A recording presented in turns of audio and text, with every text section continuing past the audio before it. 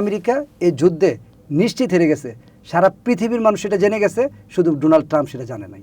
এটার প্রমাণ কিভাবে পাইছি আমরা, যে ইরান যে একটা পরাশক্তি হয়ে গেছে।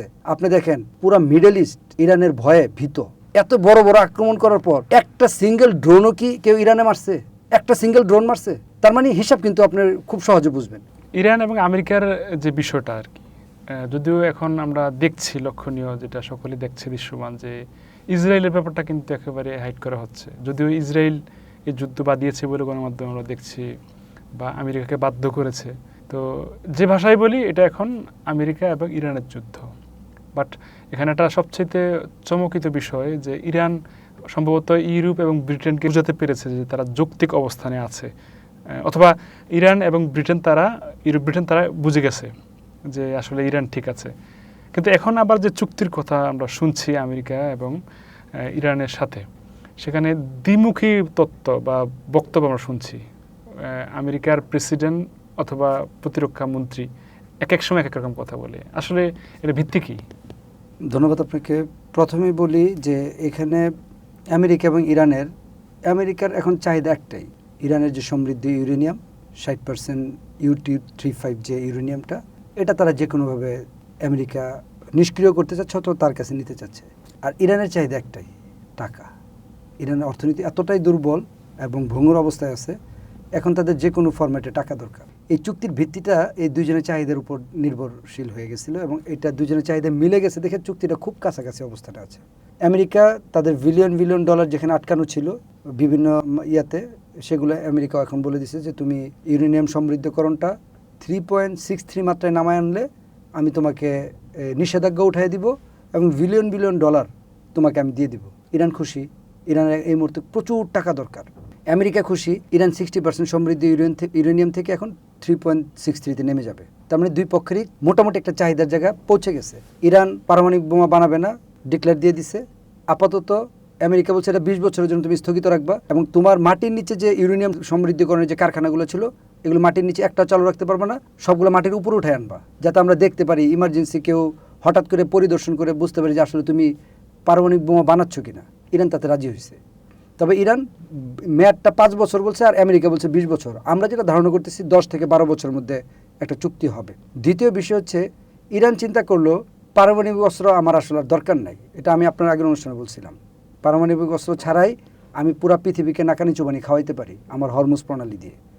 এবং ইসরায়েলের কাছে 1964 বা 63 সাল থেকে পারমাণবিক অস্ত্র আছে এবং আমেরিকা তো পৃথিবীর সবচেয়ে বেশি বা দ্বিতীয় অবস্থান পারমাণবিক বোমা নিয়ে আছে। তারা যেহেতু পারমাণবিক বোমা নিয়েও ইরানকে দমাতে পারে নাই, ইরান বুঝছে তাহলে পারমাণবিক অস্ত্র আমার এত বেশি প্রয়োজন নাই, বরঞ্চ অর্থনৈতিক যে অস্ত্রটা আমার কাছে আছে হরমুজ প্রণালী, এটার নিয়ন্ত্রণটা আমার কাছে খুব জরুরি। যার কারণে এই চুক্তিতে হরমুজের নিয়ন্ত্রণটা কিন্তু ইরান অলরেডি তার কাছে নিয়ে নিছে।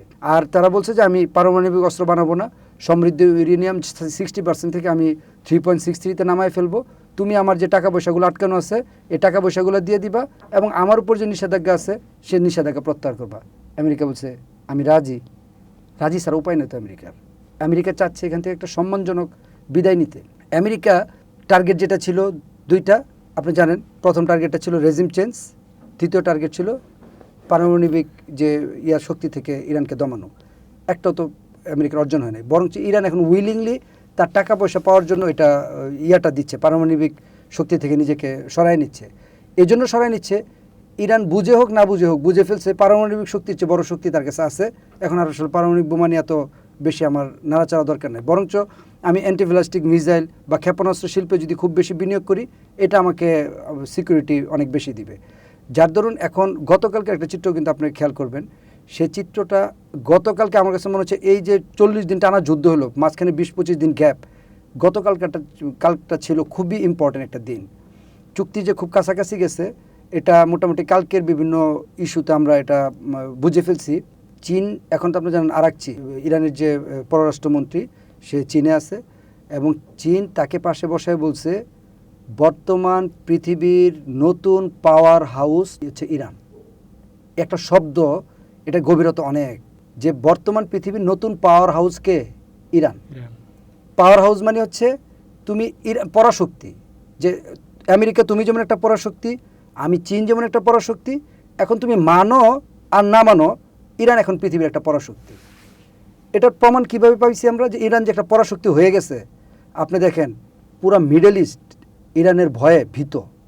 যত কথাই মুখে বলুক, সৌদি আরব, ওমান, আরব আমিরাত, যে যত কথাই বলুক ভাই, রিয়েল চিত্র হচ্ছে সবাই তারা ভয় পাচ্ছে।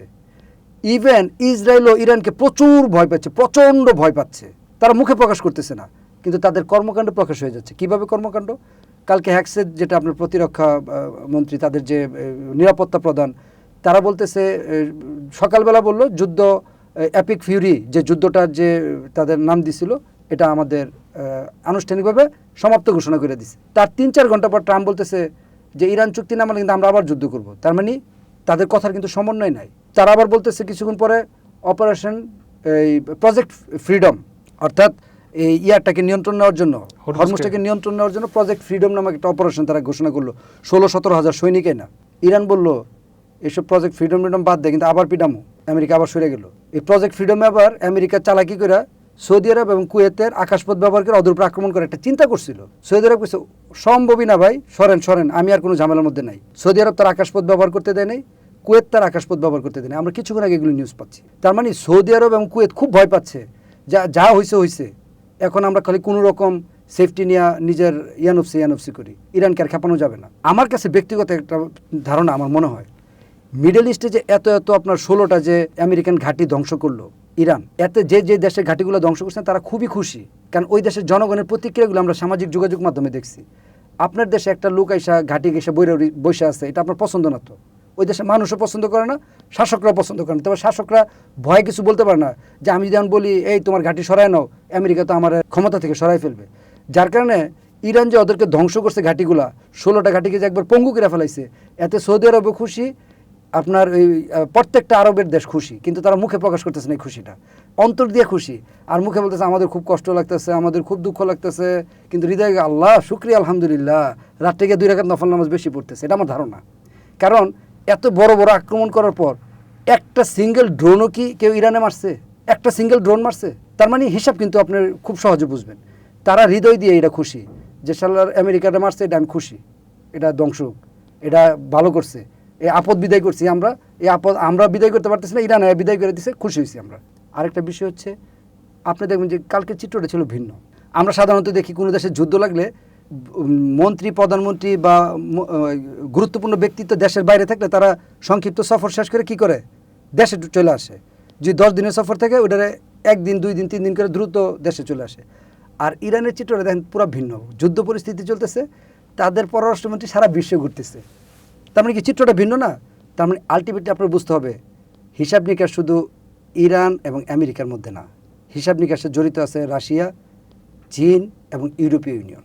সো ইরানের যে পররাষ্ট্রমন্ত্রী, সে সবাইকে কনভিন্স করছে, এবং সে বেজিংয়ে দাঁড়ায়া চীনের যে পররাষ্ট্রমন্ত্রী বলল পৃথিবীর নতুন পাওয়ার হাউস ইরান, এটা অনস্বীকার্য, এটা ইউনিভার্সাল ট্রুথ, এটা প্রতিষ্ঠিত সত্য হয়ে গেছে। এই যুদ্ধে আপনি যদি বলেন তাহলে এই চুক্তি এটা হবেই।